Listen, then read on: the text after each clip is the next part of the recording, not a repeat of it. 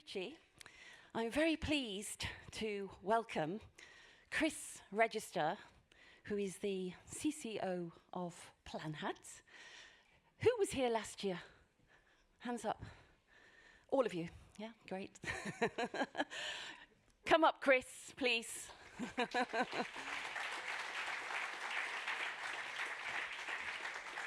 The reason I asked who was here last year is that Chris gave us a very, thank you for putting the flag up, yes. He gave us a very memorable speech last year on Dancing with the Wolves. You remember this speech that he gave? It was fantastic. And so today he's got something for us, which is really going to put us in the atmosphere of today, because, you know, we're talking about going higher and reaching fantastic goals with customer success. And so we can see that now we're going to talk about the end of customer success. So we thought with this title, this will put us in a great mood for the rest of the day. Customer success, no future. Huh? No, it's not quite like this. It's British humor. It's very funny, huh? We laugh about it, don't we, Chris? Yes. But obviously, Chris is going to tell us why it's not really the end of customer success, but something else. So, Chris, I'll let you take it from here, and the floor is yours. Thank you. All right. Thank you. Okay, yeah. So I apologize. I'm speaking in English, and I'm talking about the end of our career. So it's a really bad way to start a presentation. I like this photo. I think that the Engage team, they used AI to generate all these images, and I feel this image perfectly reflects some of the challenges with AI today, because I was trying to work out whose arm this is. So this lady's arm is up there. That guy's wearing a blue suit. This is like a creepy arm. So anyway, so AI it's coming, as we'll talk about. All right. The end of customer success. Or is it just the beginning? Or did it never really exist? Let's find out. So this is our timeline. So we're gonna go on a journey through time in this session today. I think agendas are quite boring, so I figured we'd have a timeline. We're gonna go back to ancient Rome. We're gonna go to ancient Greece. We're gonna stop off in the 1700s in Austria for a little while, and then we'll look at the future a little bit. But it starts in the beginning. And in the beginning, there was... look at that. He spoils it. Oh, hang on. What's going on with this? No. Hang on a minute. Technical issues. Yeah, we're missing a bunch of content. Is there a problem in the register? I am the register. Yeah, you're the register. I am the register. There's no problem with the register. So rude. I mean, I knew I was in France. Typical. All right, yeah, so we're missing a bunch of slides. Is there a problem up there, please, with the slides? Can somebody help us? Can I try again? Maybe I have a magic touch. It's Let's my try clicking. Again. Hold on. No. That's it? No? No. No, you're spoiling my... We're talking about hair. You're spoiling the surprise, Sue. No, we're missing a bunch. Okay. Well... Hold on, This is go going to back be in. very complicated. Sorry about this. That's okay. I have another computer with the slides in the right order. Yeah? Do you want me to get it? Can we do this? Can we put a computer here and do it? Yeah. Can we do that? Yes. He says yes. He's got his thumb up, I think. Okay. I don't think it's a thumb up for, you know, ancient Rome and cut the heads off or what, but he's got his thumb up. So should I go get it? Yes, please. Right. Okay. Sorry about this. These are the... C'est des choses qui arrivent lorsqu'on fait de live comme ça. Bon, je crois que c'est le moment où je dois faire mon petit danse, peut-être. Hein? C'est ça.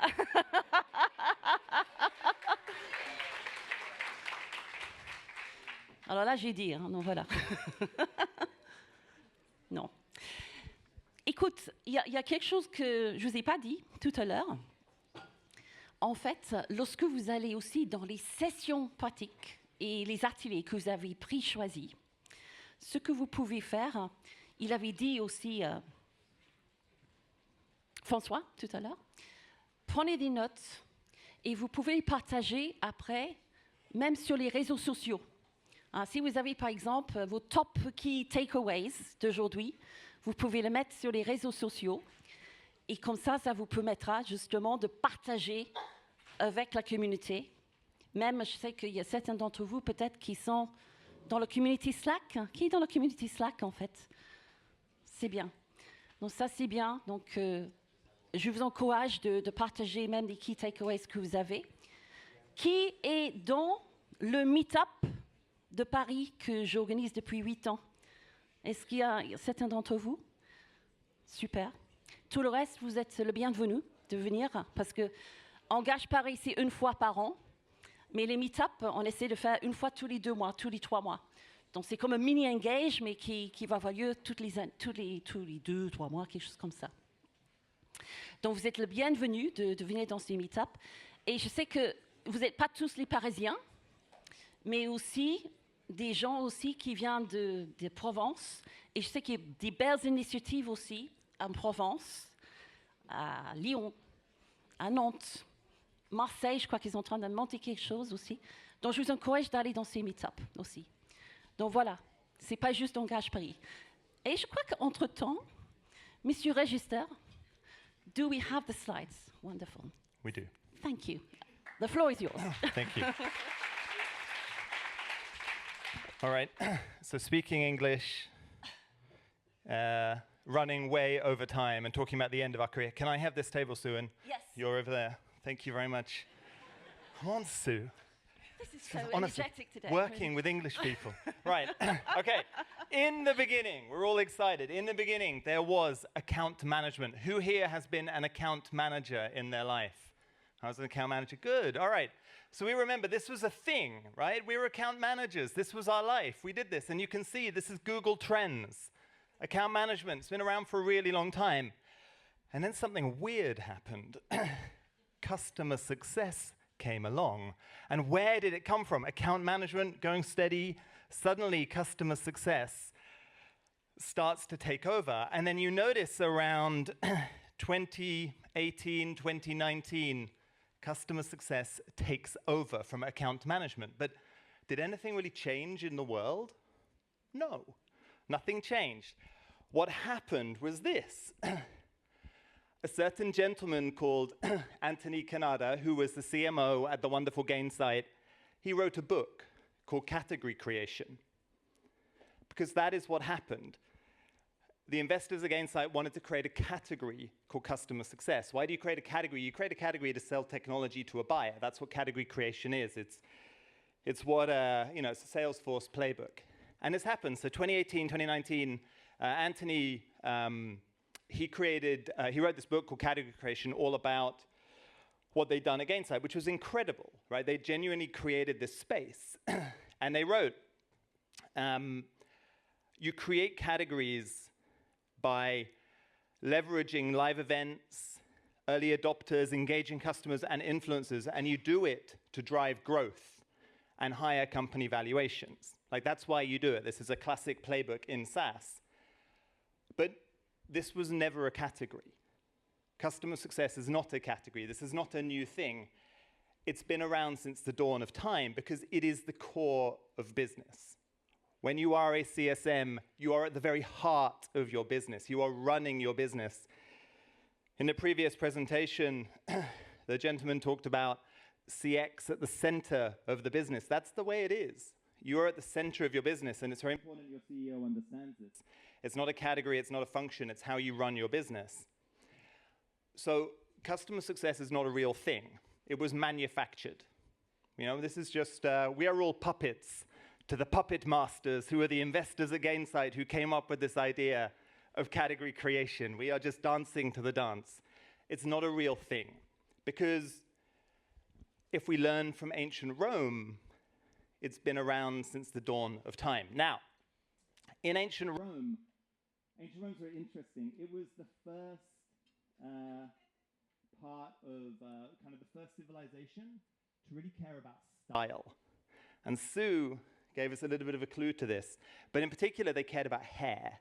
And so the tonsor, who was the barber in Rome, became the center of the community. And you would go to the tonsor to get sharp haircut and gossip. So they were a key thing. And why am I talking about hairdressers? Because it is the original recurring revenue business, right? Your hair always grows longer. It always needs to be cut. This is recurring revenue. Back in time, it's just the classic recurring revenue business. So we can see from historical artifacts how much they cared about their hair. So look at Caesar here.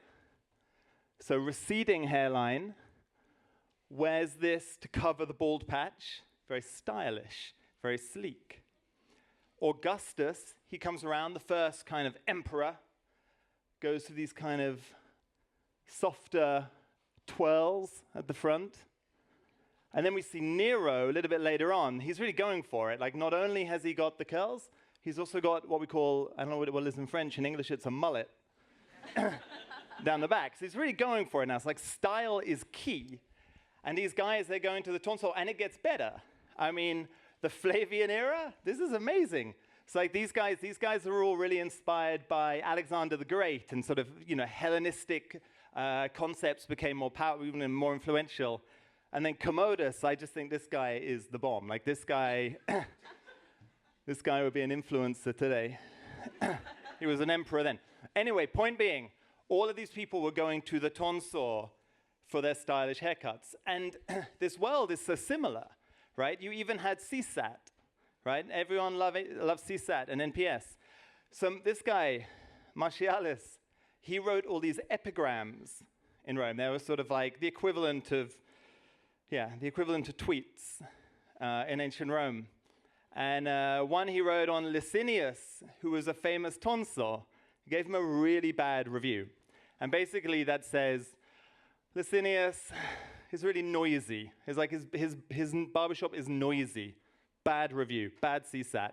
But Pantagathus, amazing. Like, you want that Flavian hair?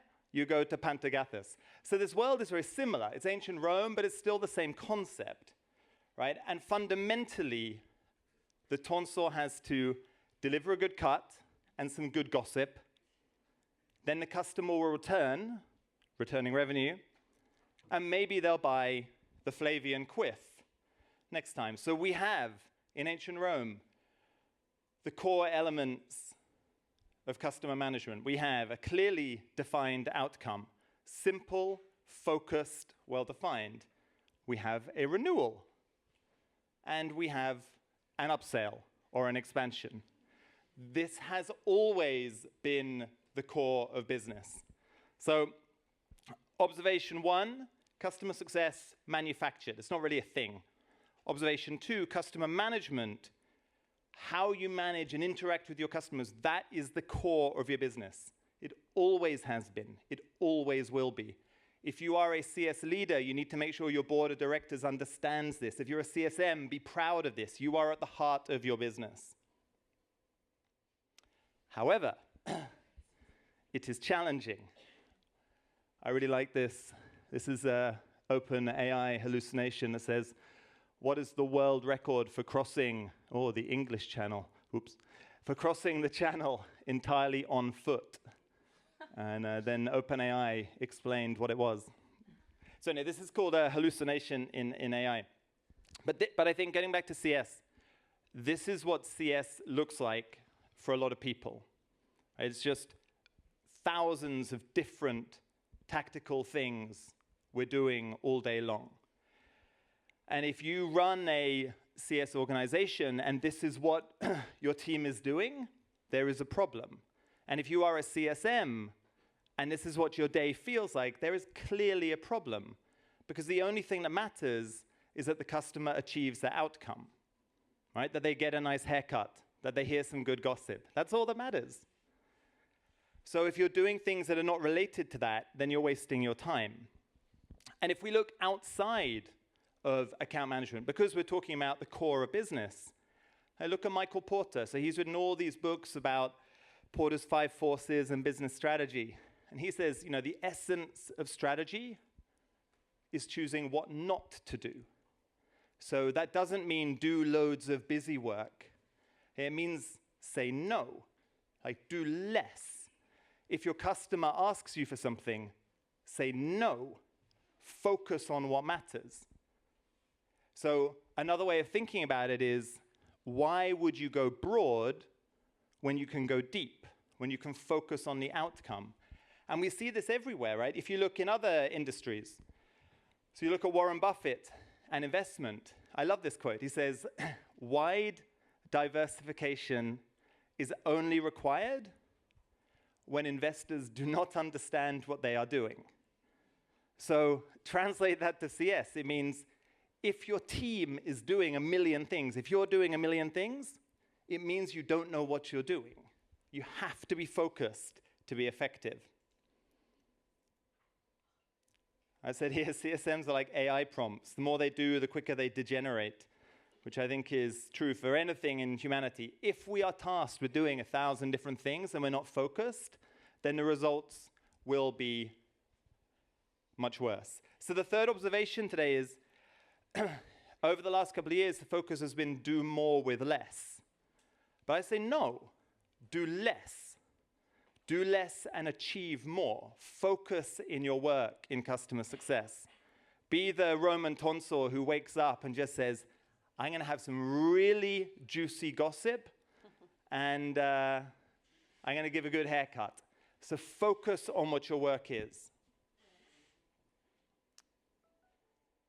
So I'll talk a little bit about perceived value.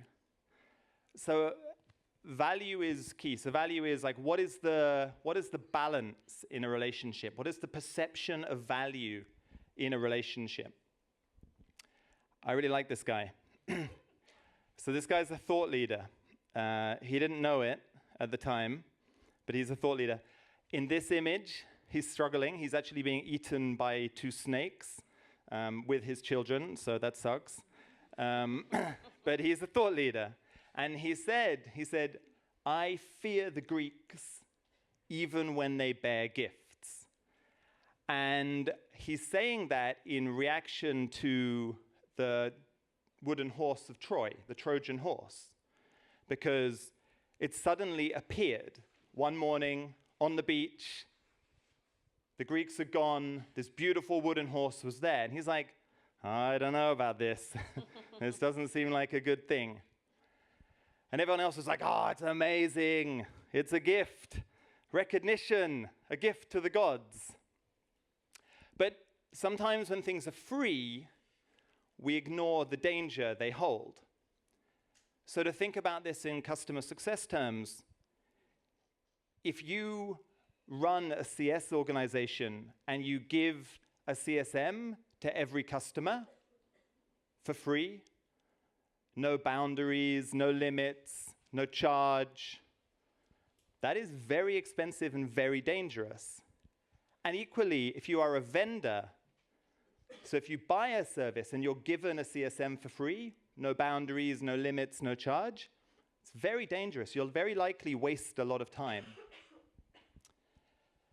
because there's no perceived value. So providing a CSM with no boundaries, no limits, no clear objectives, no charge, no time limits, it sets everybody up for failure.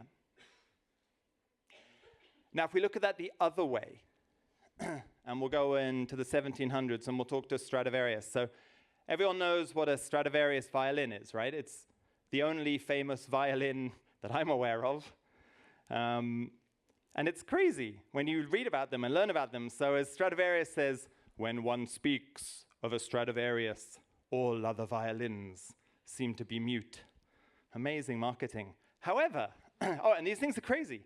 So you can buy a Stradivarius if you've got, $15, $16 million. You can buy one. So the Lady Blunt, $16 million. The Da Vinci, $15 million. The ex-Korchansky, $10 million. So you would have thought, given they're valued so high, that they have the best sound in the world, right? That they are the best, most beautiful sounding violins.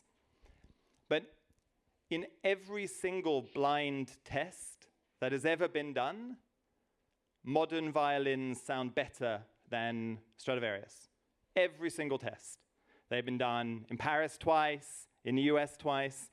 Every single time, the tone, the projection of the modern violin is better, according to professional musicians. Now, a modern violin, top of the range, will cost $25,000. Stradivarius, 15 million. So it's like a 600 times different. But the perceived value of the Stradivarius is so great that it is still used by the leading violinists of the world. Yo-Yo Ma, Julian Lloyd-Webber, Victoria Mullova, the Viennese Philharmonic Orchestra, they all try and they all use Stradivarius, even though its sole purpose is to create sound, and the sound it creates is poor. The perceived value is so great. So in customer success, we have to make sure there is truly perceived value in the role of the CSM, internally and externally. And externally, we have to create a healthy relationship between the customer and the vendor, where the vendor can say, this is what I will deliver. I will deliver your set of outcomes. And the customer can respond, that's great.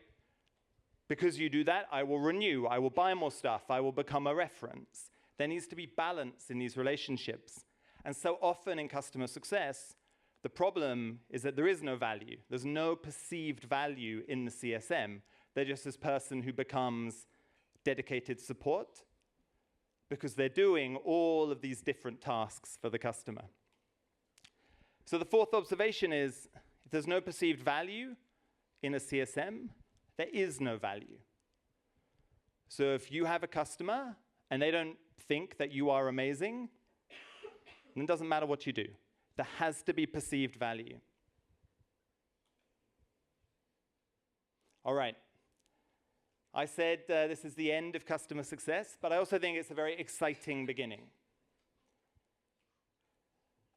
This guy's cool. This is Bill McDermott. He looks like he should be at Paris Fashion Week. But actually, he is the CEO of ServiceNow. And before that, he was the CEO of SAP.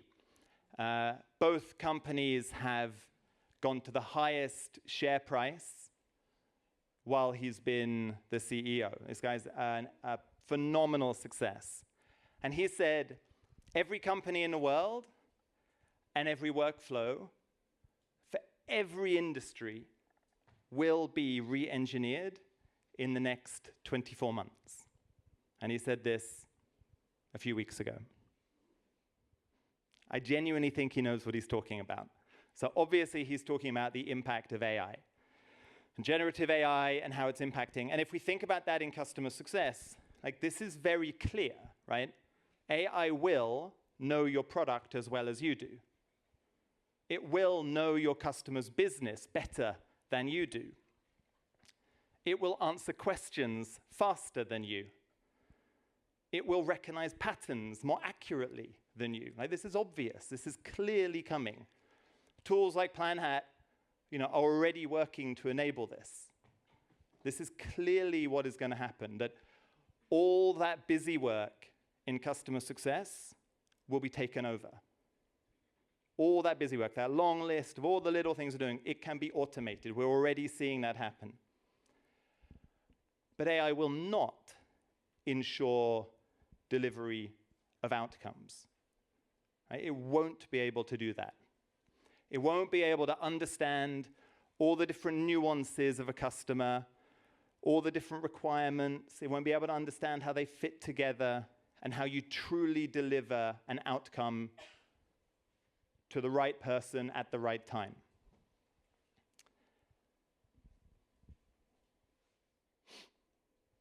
So in CS, if your organization today is not focusing exclusively on outcome delivery, then very likely it's going to be replaced.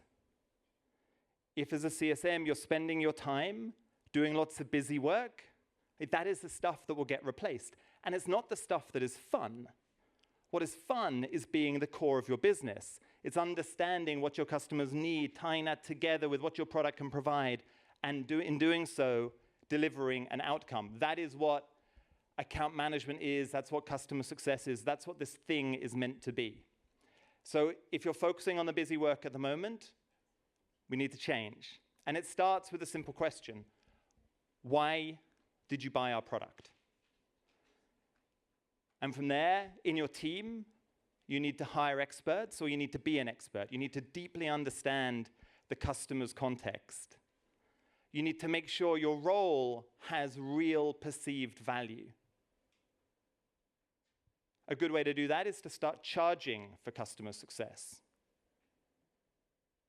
Limiting hours of customer success. We need to move away from the time of everyone gets a CSM and a CSM is for free and forever. And we need to be very focused on outcomes. Another way to think about this, and the way I like to think about it, is we need to stop thinking about our products as software. And we need to start thinking about our products as outcomes. An outcome is the combination of the software you have and the CS that delivers them, that delivers the outcome. So outcome delivery is software and CS. And so when you talk to your customer, you say to them, look, I'm here to deliver outcomes. I'm your CSM. The only thing I'm here for is to deliver an outcome for you. We're not going to do all the busy work. We're not going to do all the small things. I'm here to make sure you get what you wanted when you bought this software. And one good example of this, so at Planhat, we've been surveying some of our customers, and we've been talking to people who've started charging for customer success as a service. And 100% of them have seen improved net retention and improved value perception in their team. Because their customers are like, oh my goodness, like I got to pay for the CSM? What's the CSM going to give me? Well, the CSM is going to give you an outcome, and they're going to do it in a defined and focused way.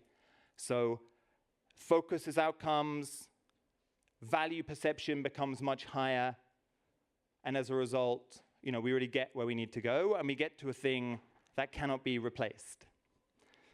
So, yeah. In sum, we need to future-proof.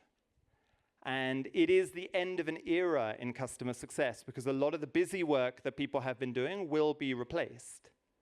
But it is also the beginning of a much more exciting era, where anyone who works in customer success can go back to what we were meant to be, the core of the business, driving the outcomes, thinking like entrepreneurs, thinking like leaders, working with customers. And that, for me, has always been what's the most exciting thing in this space. All right, that's it. Thank you very much.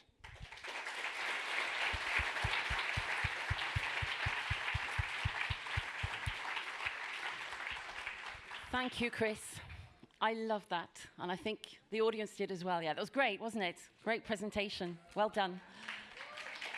Merci. Well done. Maybe if there are just two questions very quickly before Chris leaves. Any questions? Yes. Manu. Hi. Uh-oh. This is trouble, because Manu has trouble. You said something along the lines of, by the way, thank you very much, very inspiring presentation. So AI is not going to be able to ensure outcome delivery. So are you saying not for now or never? And the second part of the question is, if I place myself in the shoes of a customer, when you talk about charging for a CSM, I can very much argue that, or ask the question, why is your product not smart enough to, by itself, deliver the value I'm expecting? Thank you. Horrible questions. You're welcome. So I don't know on the first one. I don't think so. I don't think we see AI technology being able to get all the way there. I think it will be superficial. if it does try and get all the way there. But everything, all the clues, all the signals, all the insight, all the tactical will be there very quickly. But I don't think at the moment it's not intelligent enough, and it doesn't have enough information, because you have to understand the human. And so I think that AI will struggle to get you all the way to the outcome with the technology we see today. For the customer, why can your product not deliver my outcomes itself? Well, I mean, first of all, there's like, because this is real life, and most products can't. But also because in most companies, the range of outcomes that are wanted are too broad. With some product, of course, if you're selling Calendly, the outcome is, I want a link to my calendar. So that's pretty easy. But the moment you get to a product that has any element of being a platform, multiple services it provides, there's too many. And I just think it's not realistic. You have to look at the company you're talking, the customer you're talking to, the individuals you're working with, their specific context, and look at it in that framework. So I think it's, in a dream world they can, and smaller products can, but in reality you can't. And so then the question is like, if the problem was so simple that my product could just magically solve it, why don't you just build it yourself? It's like, no, these are complicated problems. And that's why you need a human plus the technology to get there. Great, thank you. I think there's another question here, please. Yeah, it's actually following what he said, and about the digitalization of our work and everything. A few years ago, there was already a study on the Oxford University that right now I don't have handy, but what they said is that especially the most human roles are the ones that are going to be more difficult to be digitalized. So I believe that customer success manager, it's the role that's actually going to be more difficult to be substituted, especially with the last sentence you mentioned, that it's our time now that we humanize more our relationship with the clients and everything, which at the same time it gives, I think it gives value. Yeah, we can automatize a lot of things to make it efficient, our products or what we sell, but at the same time, we normally when they are digital products, there is no face-to-face, so you don't go to a shopping mall or somewhere physically to have a one-to-one conversation with someone to help you or to claim something or to complain about something. So when you have that team that helps you onboarding and is constantly in touch with you and creates that human relationship, I think that's the part that AI would never get to, I believe. Maybe. I don't agree. I would much rather spend my time doing what I want to do rather than talking to someone about setting up a product. So for me, it's like the relationship is nice, but I want the outcome. Maybe I'm just a bit colder, but I want the outcome. The relationship is less important. Though, of course, it's very hard in customer management to talk broadly. There's always an example where one thing is right and another thing is wrong. But I don't rotate so much around the relationship building. I think it's more the context that a human can understand that an AI cannot understand. That's why I think the human role is so critical. It's not that we can be friends, it's that I can understand everything that's going on because I have so much more concept and context. Yeah, but a huge part of the outcome of a business comes from the fidelization of clients. So renewals and all that includes. So I mean, I understand your point, and also I am a social worker, and also I work in tech, but I work in a product that delivers a digital solution for compliance departments, so that's why it's also related in that case. But yeah, I just wanted to give this point as it related to what he said, and that's it. And maybe so one thing, and I think, yes, there will be examples where the relationship is very key, but I think you look at the world's most successful companies, you don't really have a relationship with your account manager or your CSM there. You know, we spend a lot of money with HubSpot for a marketing tool. You know, we don't talk to anyone at HubSpot. We have zero relationship. Well, personally, I worked from Meta, and the most, what they were putting more efforts and focus on was the fact that we humanize the relationship with our customers, you know. So because especially of that, so Yeah, like I think this is a great subject. It's a great debate. And I think in the networking, I think it's a subject which we can continue, yes. And some of the sessions and the workshops are also